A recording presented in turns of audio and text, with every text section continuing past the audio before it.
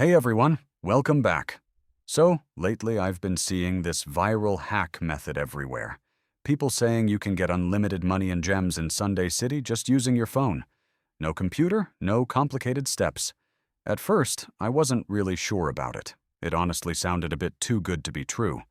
But I decided to check it out myself and see if it actually works.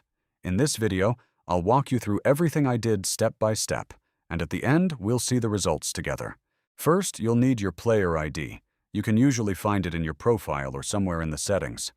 For me, it only took a few seconds to locate. Once I had it, I copied it and saved it so I could use it later. Pretty simple step. Nothing complicated here. Next, I opened up a browser on my phone. I'm using Chrome, but honestly, any browser should work. I searched for the site everyone was talking about. When it loaded, I didn't get any weird pop-ups or redirects. The page actually looked clean and normal, which I didn't really expect. Once I opened the site, I used the search bar to find the Sunday City Money and Gems hack option. After that, it asked me to choose my device. I'm on Android, but there was an iOS option there too.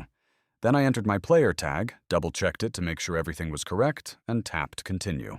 Next, it asked me how much money and gems I wanted.